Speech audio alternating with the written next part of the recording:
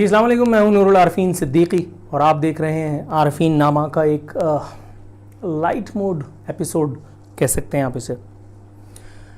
कुछ दोस्त हैं, कुछ अहबाब हैं जिनकी कुछ ख्वाहिशात थी, कुछ फरमाइशें थी। मैंने सोचा कि आज की इस फिलर एपिसोड में उनका तिया पाचा कर दूं। कुछ दोस्त हैं, कुछ अहबाब हैं जिनके पैगामात इनबॉक्स में हिफाजत से महफूज हैं। न जाने मेरे बारे में इतने हुस्न ज़न में क्यों मुब्तला हैं, पूछते रहते हैं हर बार कि आप कैसे, क्यों, कहाँ, 5 Ws। एक एपिसोड मेरा ख्याल है उस पर मैंने थोड़ी बहुत अपनी सालगिरह स्पेशल में मेरे ख्याल है थोड़ा बहुत बताया था। मेरी ज़ाती ज़िंदगी के हवाले से जानने के लिए बड़े तमन्नाई दिखाई देते हैं कुछ अहबाब, कुछ दोस्त, कुछ व्यूअर्स। हालांकि मेरी ज़ाती ज़िंदगी में मुझे नहीं लगता ऐसा कोई बड़ा ख़ास चीज़ होगी, लेकिन फिर भी अगर आपको जान के खुशी मिलती है तो मैं आपको बताता हूँ। नूरुल आरफीन सिद्दीकी, जिसका निक नेम खुर्रम है, वो एक अल्हम्दुलिल्लाह सुम्मा अल्हम्दुलिल्लाह एक ऐसी हस्ती की औलाद है, दो ऐसे लोगों की औलाद है। मेरे वालिद साहब सुम्मा अल्हम्दुलिल्लाह आई कैन प्राउडली से कि मेरे अल्हम्दुलिल्लाह वालिद साहब उन चंद लोगों में से एक थे जिन्होंने कभी अपने ज़मीर का सौदा नहीं किया, अपने आप को बेचा नहीं, फ़रोख्त नहीं किया। गुर्बत के थपेड़ों के बावजूद, नामसायद हालात के बावजूद मेरे वालिद साहब एक मिनिस्ट्री ऑफ पेट्रोलियम, यूँ कह लीजिए मिनिस्ट्री ऑफ पेट्रोलियम में एक क्लर्क भर्ती हुए थे। लेकिन ये बहुत बाद का किस्सा है, बहुत बाद का। इंडिया से पाकिस्तान आने के बाद 30 जून 1955 को पाकिस्तान का बॉर्डर क्रॉस करने के बाद मेरे वालिद साहब ने बहुत सारे काम किए। चक्की पे आटा तोला, बसों में कंडक्टरी की, वो क्या वाइट वॉश जो करते हैं लोग, वो किया। अल्हम्दुलिल्लाह सुम्मा अल्हम्दुलिल्लाह सुम्मा अल्हम्दुलिल्लाह। साथ साथ तालीम को भी जारी रखा। मैट्रिक जिस दिन मेरे वालिद साहब मरहूम ने किया, उस दिन मेरे दादा, उन्होंने मेरे वालिद साहब को की कामयाबी की खबर सुन करके बकौल मेरे वालिद साहब, मुझे अच्छी तरह याद है, आसमान की तरफ सर उठा करके और अल्लाह ताला का शुक्र अदा किया कि या अल्लाह तेरा शुक्र, आज मेरे ख़ानदान से जहालत का नाम मिट गया। दूसरे नंबर पे थे मेरे वालिद साहब। मेरे वालिद साहब की शादी मेरी वालदा से हुई, हालात नामसायद थे, नामसायद ही रहे। मेरी वालदा एक वर्किंग वुमेन थी, मेरी वालदा एक टीचर थी, एक मुअल्लिम थी। बड़ी हैरत की बात आपको बताऊं, जान करके शायद अच्छा लगे, मेरी वालदा ने मेरे वालिद साहब को इंटर करवाया। जी हाँ, मेरे वालिद साहब ने मेरी वालदा से पढ़ करके, तैयारी उनकी करके और फिर इंटर का इम्तिहान दिया और इंटर पास हुए। ये वाहिद जोड़ी मैंने देखी अपनी लाइफ में, ये सुनी। इससे पहले मैंने सुनी न देखी, आप में से किसी ने देखी हो, सुनी हो तो मैं कह नहीं सकता, होंगी, सानू की। इज्तिमाई हैसियत में दोनों ने एक दूसरे का साथ निभाया और खूब निभाया। उसके बाद फिर नूरुल आरफीन भाई यानी कि मैं, यानी उर्फ आम में खुर्रम साहब, दुनिया में तशरीफ़ लाए। होते हवाते मेरे स्कूल के दिन शुरू हुए। अच्छा, लोग मुझसे पूछते हैं कि क्या आप वाकई हर वक्त इतने ही खुर्रांट, इतने ही गुस्से में रहते हैं हर वक्त, ये एंग्री यंग मैन? मैं ज़ाती हैसियत में जो लोग मुझे जानते हैं, मैं बहुत ही ज़्यादा, एक ऐसा जुमला जो मैं कह नहीं सकता ऑन एयर, लेकिन बहरहाल मैं एक बहुत ही, इसको कहते हैं कि मेरा एक मरहूम दोस्त कहा करता था छुल्लड़, यानी हर वक्त चुलबाजी करना, हर वक्त शगुफ़े छोड़ते रहना, वो मेरी आदत थी और आज भी है। मैं अपना काम कर रहा हूं तो उसमें मैं कैसे चुल्लड़बाजी करूं, मतलब ये थोड़ा सा आप समझें। स्कूल में हम लोग, मुझे अच्छी तरह से याद है, मेरी नानी मरहूमा, अल्लाह ताला गरीक रहमत करे, मेरे माँ बाप के बाद अगर कोई तीसरा एहसान मुझ पर है तो मेरी नानी मरहूमा का है, जिन्होंने हम बहन भाइयों को पालने के लिए अपने बुढ़ापे तक का ख्याल न किया और अपनी बूढ़ी हड्डियों को गला दिया, अपना घर बार छोड़ करके सिर्फ इसलिए मेरी माँ के पास आकर के रहीं, क्योंकि मेरी वालदा वर्किंग वुमेन थी, पढ़ाने जाया करती थी, मेरे वाले साहब ऑफिस दफ्तर जाया करते थे, तो हम बहन भाइयों को कौन संभालता घर में। और फिर एक रोज़ अल्लाह रब्बुल इज़्ज़त की तरफ से मेरी नानी मरहुमा का बुलावा आया, वो अल्लाह रब्बुल इज़्ज़त के पास चली गई। आपने कभी ऐसा बच्चा देखा है, ये शायद बहुत कम लोग जानते मेरे बारे में, 5 साल की उम्र का कोई बच्चा अल्लाह ताला को ख़त लिख सकता है? अल्हम्दुलिल्लाह मैं वो हूँ। मैं छुप छुप करके अपनी नानी मरहुमा को वापस भेजने के लिए अल्लाह ताला से दरख्वास्तें किया करता था खतूत के ज़रिए। एक दिन मैं नानी अम्मा मरहुमा के कमरे में छुपा हुआ ख़त लिख रहा था कि या अल्लाह आप इतने अच्छे हैं, आप मेरी नानी को वापस भेज दें, हमें नींद नहीं आती, उनका कमरा, उनकी चारपाई खाली देख करके मुझे बहुत रोना आता है, अम्मी रोती रहती हैं, या अल्लाह आप मेरी नानी को वापस भेज दें। तो मुझे आहट सुनाई दी, मेरे वालिद साहब मरहूम पीछे खड़े हुए थे, उन्होंने मुझसे वो पेपर लिया और वो मुझे याद है बड़े मजबूत आसाब के आदमी थे, वो रोने लगे। उन्होंने मेरी वालदा को बुलाया और उनके हाथ पे वो ख़त रख दिया कि देखो ये क्या कर रहा है। 5 साल की उम्र से अल्लाह का शुक्र, अल्लाह ताला ने मुझसे लिखने पढ़ने का काम लेना शुरू कर दिया था। बहरहाल वक्त गुजरा, नानी मरहुमा तो अल्लाह गरीक रहमत करे वापस ना आई। उसके बाद एक रोज़ मेरे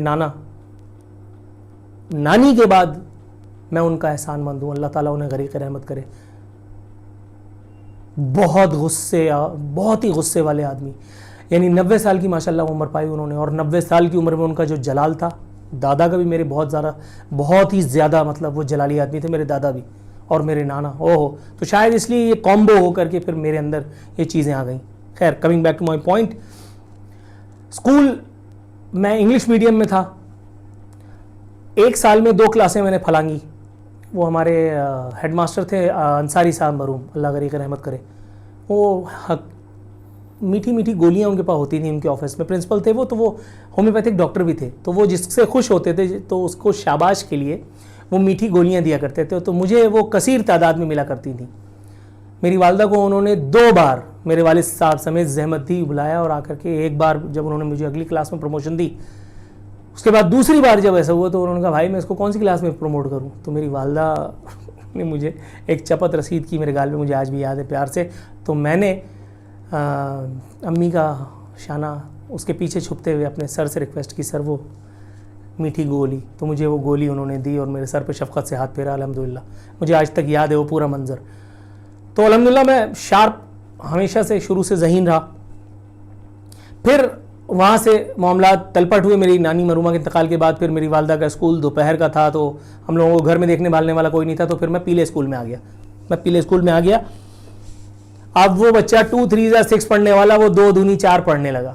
ज़मीन पे बैठ करके पढ़ना, चटाई पे बैठे हुए, और पीला ड्रेस पहनना। मुझे बड़ी शर्म आती थी कि यार ये पीला पजामा और पीला कुर्ता पहन करके कौन जाता है। फिर मैं रफ्ता रफ्ता ढलता गया उसी एक कालिब में, रफ्ता मैं ढलता गया। उसके बाद मुझे अच्छी तरह याद है हम लोग यहाँ से जब निकलते थे, मैं अपने बाय द वे मैं बड़े होते होते मैं अपने स्कूल का, अपनी क्लास का सॉरी, मैं चंद अमीर तरीन लड़कों में से एक था। मुझे 2 रुपये मिला करते थे स्कूल जाने के लिए मुझे 2 रुपये मिला करते थे। लोग मुझसे दोस्ती इसलिए करते थे कि यार इसके पास पैसा है, ये अपने वालिदैन का इकलौता बेटा है।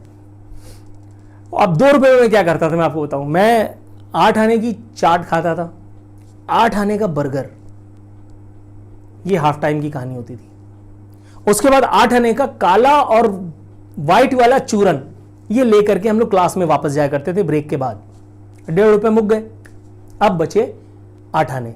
तो जब स्कूल ऑफ होता था तो हम लोग निकलते थे और फिर गोला गंडा और हलीम, 4 आने का गोला गंडा, 4 आने की हलीम, कभी 8 आने की हलीम, कभी 8 आने का गोला गंडा, ये खाते हुए फिर हम जो है वो अपने स्कूल से और अपने घरों की जानिब रवाना हुआ करते थे। 4-5 दोस्तों की टोली थी, हम एक साथ घरों को आते थे। तो मेरा एक दोस्त बड़ा शरारती था, उसने एक दिन मैं दौड़ रहा था और उसने बीच में पैर कर दिया। मैं ऐसा गिरा कि मेरा सब हाथ वाथ मुंह सब छिल गया। मेरी वालदा ने उसकी बड़ी खिंचाई की थी, वो आज भी मेरी वालदा से बहुत डरता है उस एक मामले पर। मैंने उसको पिटवाया भी बहुत, ईमानदारी की बात है। मैंने उसको क्लास में खज्जल भी बहुत किया। वो पढ़ाई करने में अपना लगा हुआ है, हालांकि बहुत वो जहन में उसका ज़रा थोड़ा सा वो था, मतलब कमज़ोर था पढ़ने में। अब वो कभी पढ़ने की जब कोशिश अदाकारी कर रहा होता था तो मैंने उठाया डस्टर और अपने मुंह पे मल करके वाइट लगा करके और मैं टीचर के पास जाके खड़ा हो गया। मुझे याद है वो फिजिक्स के सर थे, गुस्से वाले थे। वो पलटे थे, उन्होंने मुझे देखा, क्या है बे? तो मैंने देखा, मैंने सर देखें इसने क्या किया। ओए होए, उन्होंने क्लास में किताब रखी और जाकर दाएं दूई फोड़ दिया उसको और वो गरीब पिट रहा है कि यार ये हुआ क्या है। ऐसे बहुत से कांड मैंने किया, क्या मजा आता था बस मैं आपको क्या बताऊं इन शरारतों में। खैर बहरहाल वो शरारतें करते करते बड़े हो गए, इंटर किया। इंटर तक तो मेरी फ्लाइट ठीक थी, इंटर के बाद जरा थोड़ा सा जरा डामाडोल हो गया। मैंने कहा यार ये क्या है, ये नहीं समझ में आया। बहरहाल घसीट घसीट के कुछ ना कुछ कर कुरा के मैंने इंटर तो कर ही लिया। मुझे अच्छी तरह याद है मैं कॉलेज जा रहा था, पहला शेर उस दिन मेरे जहन में आया। 1995 की बात है, नहीं 1993 या 3 या 4, शायद 3 की बात है। मेरे जहन में जो आया, अब मैं आपको बताऊंगा तो आप हंसेंगे। जगजीत सिंह की वो बड़ी मशहूर ज़माना गज़ल है, मैंने कभी जगजीत सिंह का नाम तक नहीं सुना था, खुदा की कसम। वो अशार मेरे जहन में उतरे और मैंने बस नोट कर लिया कहीं। मैं घर पहुंचा बड़ा एक्साइटेड और मैंने वो लिखा कहीं। उसके बाद मैंने अपने दोस्तों की महफिल में जब सुनाया तो उसमें से एक ने खड़े होकर के मुझे इतनी बातें सुनाई, मक्कार है, झूठा है। मैंने क्या हो गया, कह रहा है ये तो जगजीत सिंह की गज़ल है। मैं हैरान, मैं आज भी उसको मनवाने की कोशिश करता हूँ, वो कमबख्त मानता नहीं है। मेरे जैसे हो जाओगे जब इश्क तुम्हें हो जाएगा। तो ज़रा रोमांटिक रहा हूँ मैं, ज़रा आप समझे, मतलब मौका नहीं मिला रोमांटिक होने का, लेकिन मैं अपने तौर पे रोमांटिक रहा हूँ। मतलब मौसम बदलता था तो मुझे फील हो जाता था और एक अंदर एक अलग सी एक तरंग होती थी। उसी मौसम में मेरी कई गज़लें, नज़में वगैरह सब वो मैंने लिखी एक ज़माने तक। अब तो खैर फारिग हो गए हैं बिल्कुल इन सब चीज़ों से। वो उसी ज़माने में फिर पहला जिसको कहते हैं आप इश्क हुआ, ऑफिशियल इश्क। मैं गाने गाया करता था, मुझे अच्छी तरह से याद है। मैं किशोर के गाने और मेहदी हसन के गाने, और बड़ा मेरी आवाज़ बहुत अच्छी थी। अच्छा, वो मौसूफ़ा की आवाज़ भी बहुत शानदार थी, उनकी आवाज़ भी बहुत शानदार थी। अच्छा, हम एक ही गैदरिंग में, मैं अपने घर वालों की और अपने अहबाब की फरमाइश पे कभी किशोर, कभी मेहदी हसन सुना रहा हूँ और कभी वो कुछ सुना रही हैं, और किसी को कद्दू नहीं पता बारात जाग आ रही है और हमारा इश्क परवान चढ़ रहा है। ये बड़ी अजीब सी बात है। लेकिन खुशियों के दिन थोड़े होते हैं। बहरहाल इस असना में जाहिर है मैं तो लफंडर था, मैं तो कुछ करता कराता था नहीं। इंटर किया था बस मैंने। उस वक्त मेरी एक छोटी सी उसकी दुकान थी, गिफ्ट शॉप की दुकान थी। मैंने ज़िद करके अब्बू से जो है वो मैंने कहा था यार मैं कारोबार करूँगा, ये सब मेरे बस का नहीं है, नौकरी शोकरी है वो। अब मुझे दुकान खोलते हुए, शटर उठाते हुए और बंद करते हुए बड़ी हिजाब आती थी जब कोई नौजवान लड़की खूबसूरत अपनी आकर के दुकान पे खड़ी हो, मैं झाड़न मार रहा हूँ। मैंने कहा यार ये क्या ज़रूरत है, ये कोई काम है। खैर अब्बा से मैंने माफ़िया मांग के मैंने कहा भाई इसको अगर करो यार, दफ़ा करो। तो बहरहाल वो दुकान हैंड ओवर की किसी के। उसके बाद मौसूफ़ा का जिसको कहते हैं वो रिश्ता कहीं तय हो गया, और फिर उसके बाद वो जो अंदोनाक जो कहते हैं अलमिया गीत, तरबिया गीत का एक सिलसिला शुरू हुआ। जगजीत सिंह से मुतारिफ़ तो मैं पहले ही हो गया था। मेरा कुछ सामा तुम्हारे पास पड़ा है, वो बीते दिन याद हैं, वो पलछिन याद हैं, मेरा हर गीत अधूरा है, अनूप जलूटा, जगजीत सिंह, मिनहर उदास, गुलाम अली आवारगी। फिर ये सब का सिलसिला शुरू हुआ। उसके बाद अभी ये सफ़र चल ही रहा था कि मेरे वालिद साहब का इंतकाल हुआ। इंतकाल से बहुत अरसा पहले मेरे वालिद साहब बीमार पड़ गए, कैंसर का मर्ज़ उनको लाहक हुआ, और मैं अपने वालिद का, अपने वालिदैन का इकलौता बेटा। अल्लाह रब्बुल इज़्ज़त ने सुम्मा अल्हम्दुलिल्लाह मेरे गुनाहों से पर्दापोशी फरमाते हुए मुझे एक मौका अता फरमाया अपने वालिद की खिदमत करने का। सुम्मा अल्हम्दुलिल्लाह आखिरी जिसको कहते हैं ना 7 महीने मैंने अपने बाप को अपने हाथों पे उठाया। अल्हम्दुलिल्लाह उनकी हर चीज़, हर काम, वॉशरूम, ये वो, वॉशरूम के तो काबिल ही नहीं थे, बिस्तर पे ही सब होता था, सब मैं अपने हाथ से अल्हम्दुलिल्लाह अल्लाह ने मुझसे करवाया।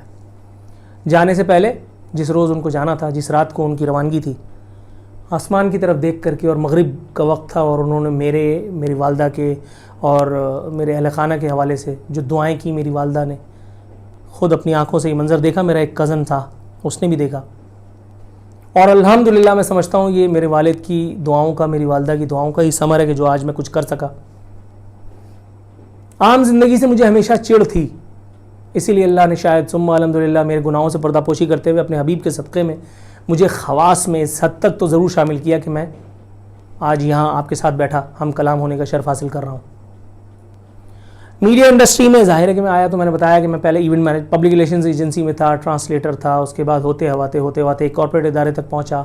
कॉर्पोरेट इदारे से होते हुए फिर मैं दोबारा मीडिया इंडस्ट्री का रुख मैंने किया। बहुत नीचे से उठा, एसोसिएट प्रोड्यूसर था, दस्तरखान बिछाया करता था, चाय पिलाता था, स्क्रिप्ट राइटिंग किया करता था, प्रोडक्शन में घुसता था। कैमरे को देख करके मुझे बड़ा फैसिनेशन होती थी कि यार ये किस तरह से होता है, और ये वो प्रोडक्शन सीखने का मुझे बड़ा था। मैं प्रोड्यूसर तक बना अल्हम्दुलिल्लाह। फिर फाइनली अल्लाह रब्बुल इज़्ज़त ने मुझे कैमरे के सामने एक रोज़ बिठा दिया।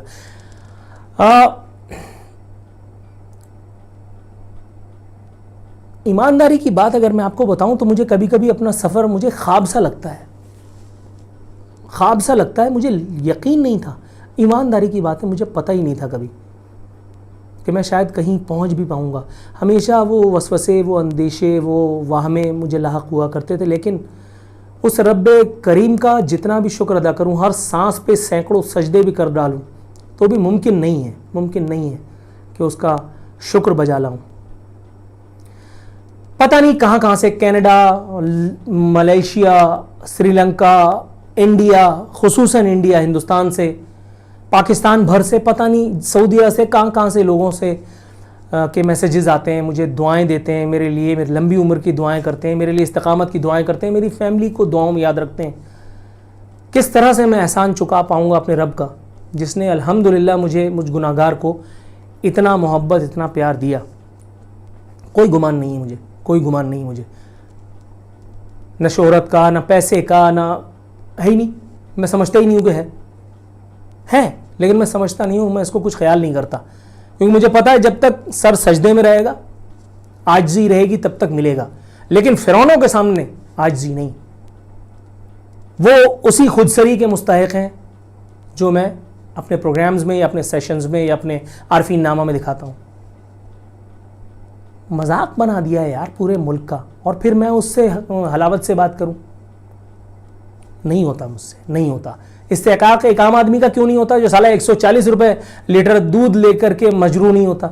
एक MNA MPA से सवाल पूछ लो तो उसका इस्तेहकाक मजरू हो जाता है। अंधी लगी है क्या? मैं इसको इस तरह से बयान करता हूं कि अल्लाह रब्बुल इज़्ज़त हाथी को जब निशान इबरत बनाना चाहता है ना, तो एक चूंटी से उसको जलील करवाता है। इन लोगों की मिसाल उस हाथी की सी है और मेरी उस चूंटी की सी जो उनके गले आ गई है, बस और कुछ नहीं। तो ये संजीदगी का कफन भी वक्त ने ओढ़ाया है, वरना ज़ाती हैसियत में न मैं, वो कहते हैं ना, ऐसे न थे हम अहले दिल इतने कहाँ ख़राब थे, ऐसे न थे हम अहले दिल इतने कहाँ ख़राब थे, हम भी किसी की चाह थे, हम भी किसी का ख्वाब थे। इसी एक लाइट नोट पर की जाने वाली एपिसोड के साथ, जो उम्मीद है आप में से बहुत सारे लोगों की सवालात का तशफ़ी आमेज़ जवाब होगी, मैं दुआ करता हूँ अल्लाह रब्बुल इज़्ज़त से कि परवरदिगार आपकी मोहब्बतों को, आपके हुस्न ज़न को इसी तरह से बरकरार रखे। मैं आपकी हमेशा दुआओं में, मैं और मेरे अहले खाना इसी तरह से रहें। दुआ गो हूँ परवरदिगार से कि अल्लाह ताला मुझे और आपको, हम सबको आफ़ियत में रखे, अमान में रखे, अपनी पनाह में रखे। दुनिया के हर शर, हर बुराई, हर दुख से अल्लाह ताला हमारी हिफाजत फरमाए। फ़ी अमानिल्लाह।